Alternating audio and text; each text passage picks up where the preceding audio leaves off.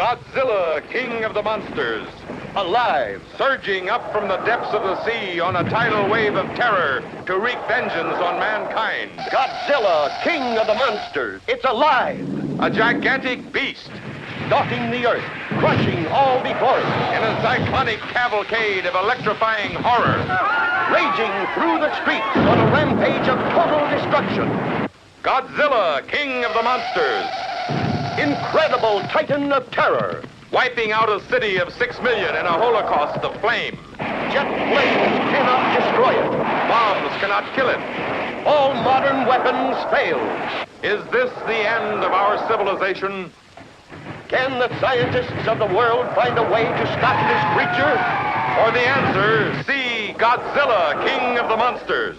You may wish to deny it, but your eyes tell you it's true. A tale to stun the mind. More fantastic than any ever written by Jules Verne. More terrifying than any ever shown on the screen. Awesome. Incredible. Unbelievable.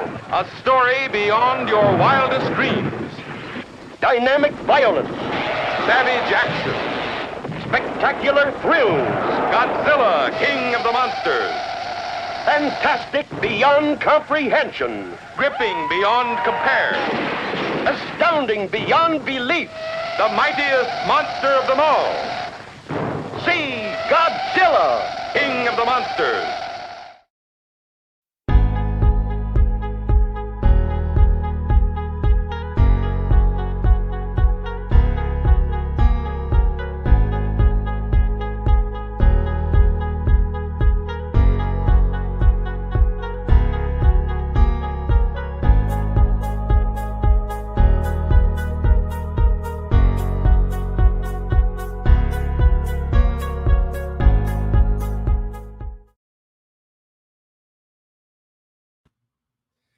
Hi.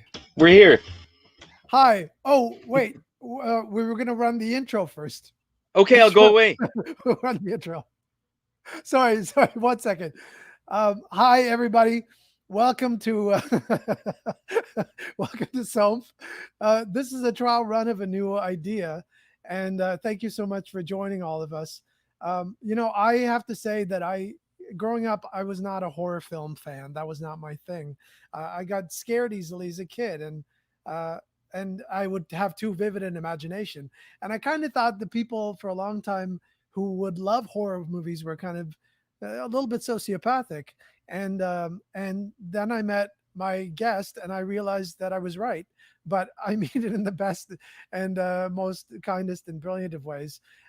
So my special guest today is the incredible, brilliant, talented Eric Woolfe, who will be joining in a second. But first, let me say welcome to Saunf.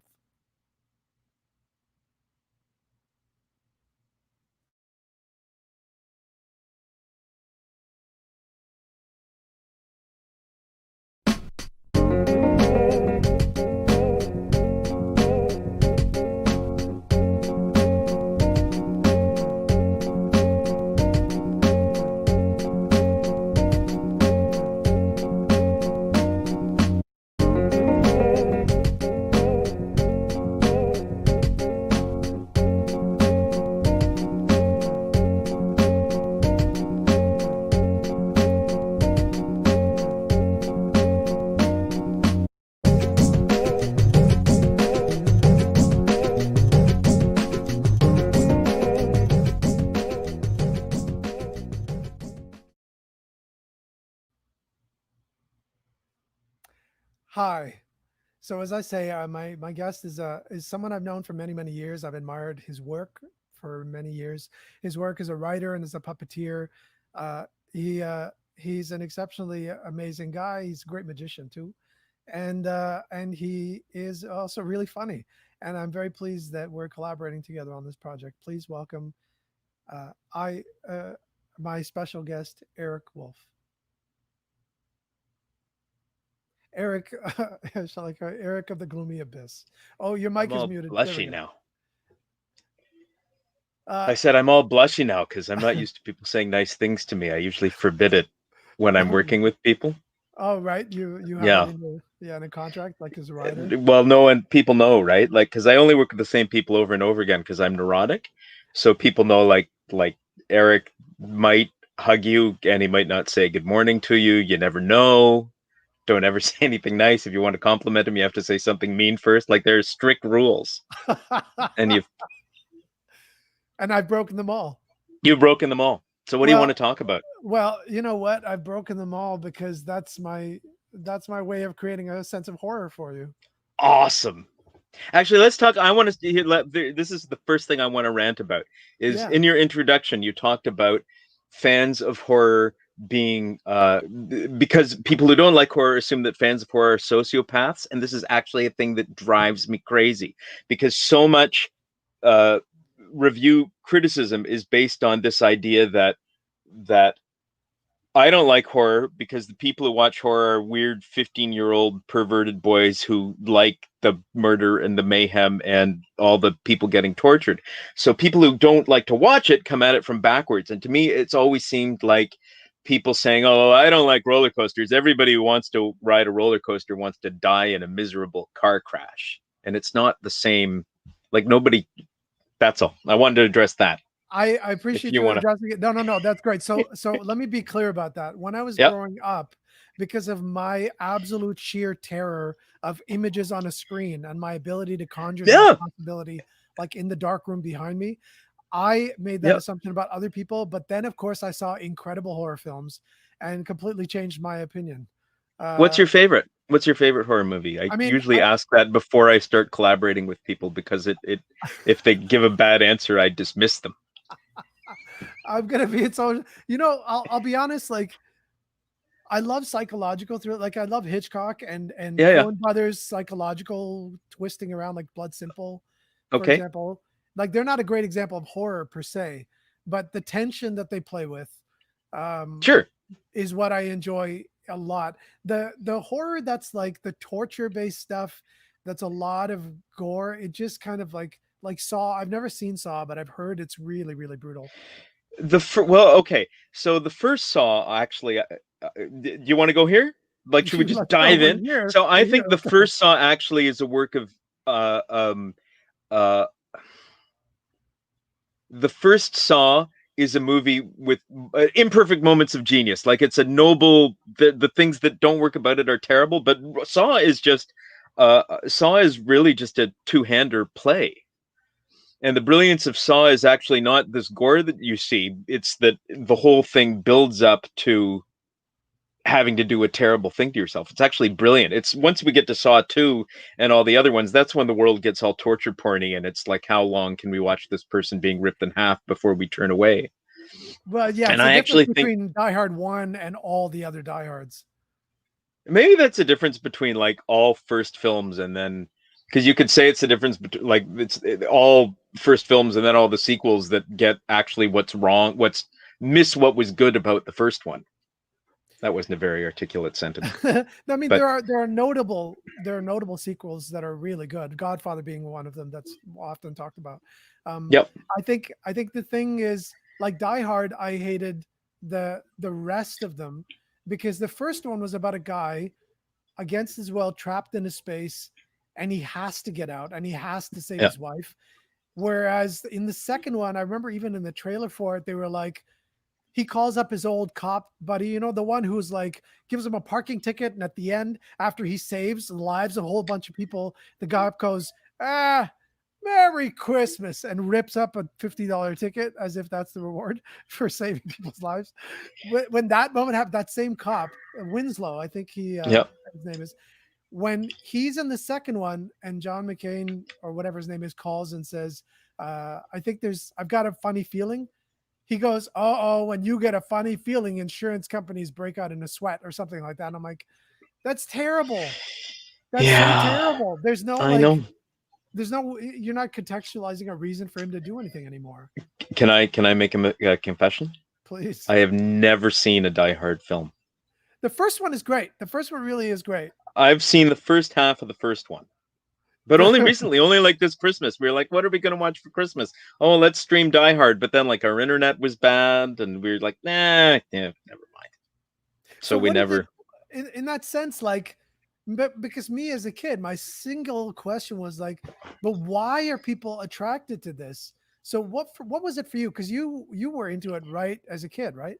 Yeah, I like uh one of my earliest memories is watching Abbott and Costello meet Frankenstein at 10 o'clock in the morning on Channel 43 and Yeah. on our right. So uh, I uh, I liked the idea that there was more to the world than the mundane of the world, and horror films are about that. I liked the feeling of being frightened because I was a very timid kid in a lot of ways and really didn't like the dark and had horrible nightmares and was tormented by the things going on in my head. But I liked being able to face those fears in a safe way. I was reading an essay. There was a person I follow on Twitter had an essay about like people were laying into her about like you like all these disgusting films and you must have something wrong with you. And she responded with this lengthy like a blog link talking about all these like physical abuse she'd had as a child and watching her father get murdered and having an abusive stepfather and all these things. And she's this big horror fan reviewer. You know And that. she's like, Sorry, finish. Yeah. yeah, and her what she's saying is like being able to watch these films and revel in these films actually gives me a safe way to face my fears. Totally. It's a way to rehearse for reality and practice Yeah. how Well, to and deal with those feelings. yeah, in the same way that when you're going down the drop on a roller coaster, you have that visceral that fear of death while still knowing that you're not actually going to crash at the bottom of the drop. Yeah. And I that's think why right. yeah, and that's why people line up for roller coasters. I mean, the added thing about I think that makes horror stories appealing is that um and this is something I think that we forget a lot in our modern way of viewing culture, is that when we engage with a narrative or a work of art or a piece of entertainment, most of what we're engaging with is happening with us on a subconscious level. The story, we are every character in the story we're watching. We're the dragon, we're the princess, we're the knight in shining armor. We are all those things in the same way that every character we dream in a dream is an aspect of ourselves. Right. And everything is an And allegory in some way. yeah, so when you're so if you watch a movie or write a play or see about an abusive father, um and that father's relationship with his child, that is uh that in many ways is all that film can be about. Right. Oh yeah, but this is a movie about abusive parents and how they screw up their kids. But if you read a Greek myth of Cronus eating his children, that can be about abusive parents and their children. That can be about the part of you that squashes things and doesn't want you to grow. That can be about that teacher you had in grade 3 who took your bootlaces and made you walk home in the snow. That can be about all these different things because it's that step removed away um, from reality. But in the question of that, so let's say, because I was in a similar way that it's all Yeah, allegorical anyway. If you think sure. about Hitchcock Yep. and how Hitchcock is respected, greatly respected as a film director Yep. in sort of the accepted mainstream sense and the great pantheon of world Yeah. directors, but somebody who does horror films, for example, are niche, but they're not like Oscar winners. They're not getting a lifetime achievement. They're not Yep. getting that kind of industry wide recognition. So there's some way that people look at Hitchcock and say, well, his is allegorical, but this is not allegorical. And that kind Well, of hierarchy. there's a great book by an author named David J. Scull that I think is called Welcome to the Monster House, that defines the difference between a horror and thriller.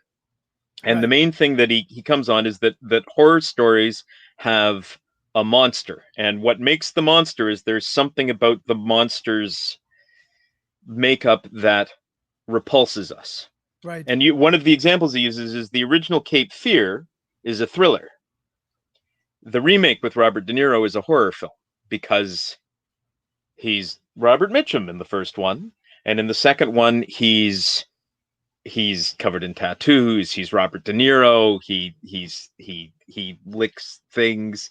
There is an air of repulsiveness to him that makes him a monster. Hitchcock, with the exception of Psycho and maybe The Birds, is really a thriller director. Huh. Okay. Right? So he's a master of suspense, and but there's never a monster there. So I think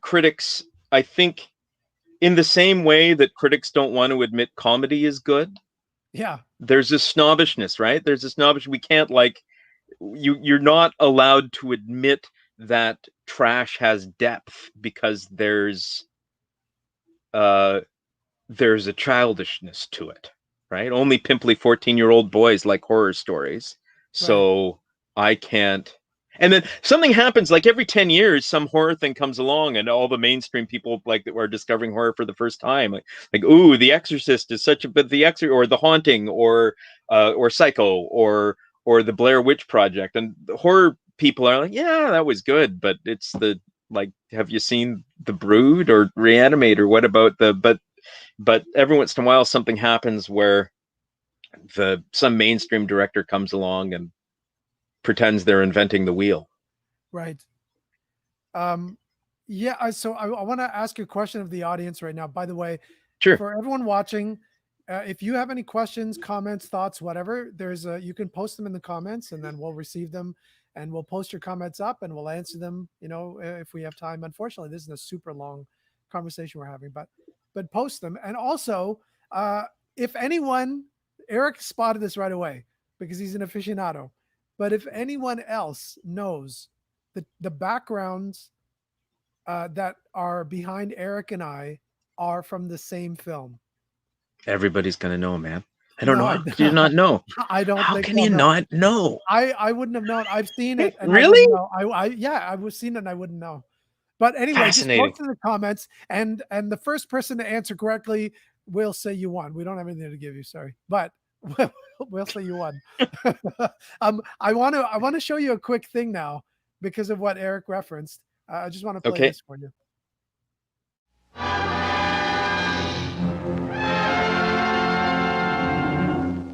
Count Dracula sleeps in this coffin, but rises every night at sunset. Chick is right. This is awful silly stuff.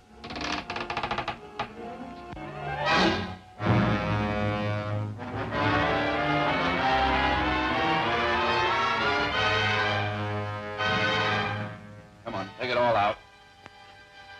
Now! Look out, Chick! Cover up! Samantha, cover up! Wait a minute. The nation's top comics, Abbott and Costello. Petrified, but hilariously. Plus the dangerous and terrifying Wolfe Man, played by Lon Chaney. Plus that fiend out of a nightmare, the vampire Batman, Count Dracula, played by Bela Lugosi. Plus the most dreaded creature of them all, the Frankenstein monster, played by Glenn Strange. Plus a couple of luscious but designing females in the spookiest laugh fest on record.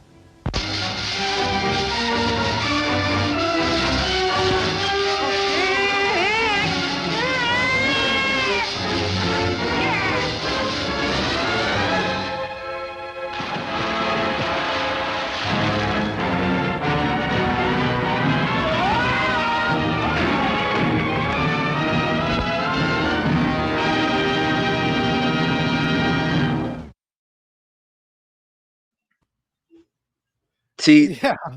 that movie is genius because it gets right what so few horror comedies do get right, is that the mechanics of building a good joke and the mechanics of building a good scary bit are actually very, very closely related. Right. And so few films get that. I was going to ask you that actually, because it seems to me that in the similar way that, as you said, comedy is slighted, horror is slighted. Yeah. And so they're both kind of outcasts, and comedy seems always an incredibly important central component in horror.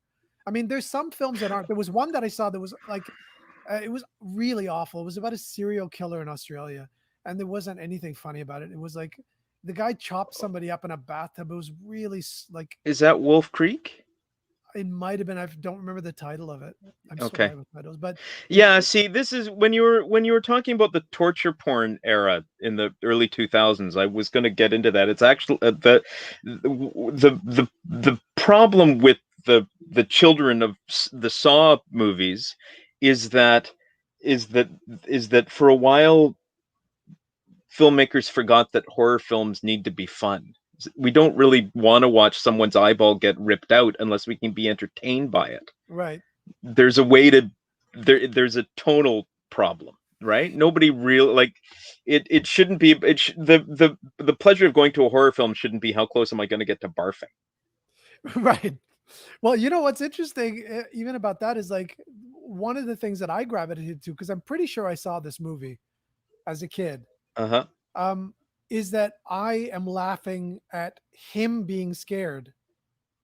So it's a cathartic release for me if I'm Yeah. terrified to watch a horror film. So it's a way to like extend that onto somebody else and watch that, you know?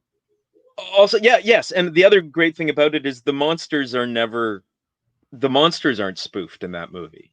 Right. Like that's the same Dracula and the same Wolfman and the same Frankenstein monster that you could meet in any one of those great Universal horror films. They're not spoofed up. Wow. So Okay, I didn't know that. That surprises me. They're not like they're not at all there's part of the comedy. well there's gags around them, but they're not like it's not the character of the Wolfman isn't a spoofed, exaggerated version of the character Lon Chaney Jr. usually plays. It's the same character. If you took Abbott and Costello out of that movie, it would still work as one of the sequels that they were still doing at the time. Right. Right. Yeah, I should see it again. They must have done really, really well with the box office. They had 3 massive stars in that. Well, the horror usually goes in waves, and that movie came out towards the end of the 40s, where the wave that had started in the early 30s was dying. So it those movies weren't bringing in like the Universal horrors were fading, and the idea was let's glue them to Abbott and Costello because their star was on the rise. Right. So go ahead. Well, I was wondering if you have a thought about, like, I can understand comedy during a time like the Great Depression or post World War One, or even World War II. Yep. In the course of like a traumatized nation, I could see comedy being a central thing you'd want to promote. But horror emerging through a depression is an interesting idea.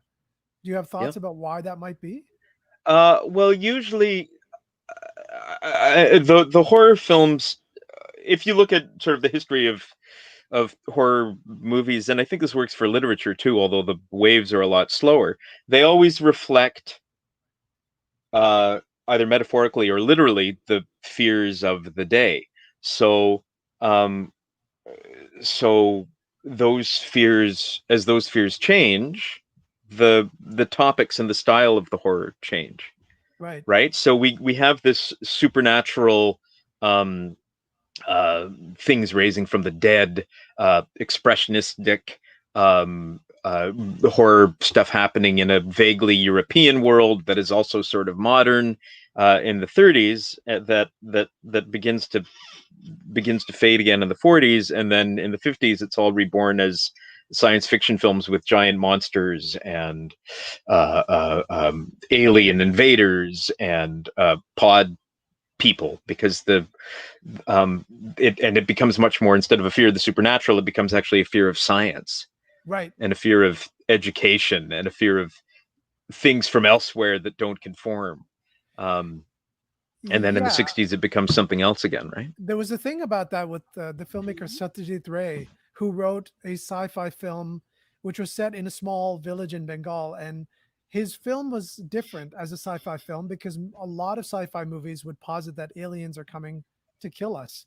But his Yeah. thought was, well, we're just terrified as a species and we're xenophobic. So we're Yeah. always afraid of something new. And the alien that arrives in Ray's film encounters children and is a very friendly alien, but the outside world tries to grab him, grab the That's aliens. I mean, that's a very common horror motif you see going right back to the first Frankenstein monster, or Right. well, even to a degree, the movie that is behind us has a little bit of the a lot of the best horror movies, you can identify with the monster better than you can identify with the villagers chasing the monster, Yes, yeah, because right? you're centrally in the camera of that individual, so you feel them Well, not even that you're in empathically. the camera of that individual, but we all feel like outsiders, right? So there's sort of a breed of horror movie where it is about things being terrified of the outsider that doesn't fit in. The only thing Frankenstein monster the Frankenstein monster is frightening not because of anything it does, depending on the version, not because anything it does of itself. It's just because it looks repulsive. Right. So people, but if it were treated with love and kindness, it could be a very different Frankenstein monster. It Yeah, could be, it could grow up to Mary Madeline Kahn, and the world would be fine, right? totally. It's basically of mice and men, right? Like that's Sure, yeah, yes, basically. yeah. And that's interesting with Frankenstein, compared to or Frankenstein's monster Yeah. Compared to Dracula. Well, I don't think I've ever seen the Bela Lugosi Dracula, but I don't imagine you ever feel sympathetic. You did in Bram No, but Stoker's. you feel aroused. I mean, at the time, people were aroused by him, right? They were sexually Right. attracted to him. There's certainly vampires that you find who are in literature and film and theater that are the tortured, that you relate to as a insecure human being. But Totally. Bela Lugosi did that on Broadway. Clara Bow, who was the biggest sex symbol of the time in the 20s,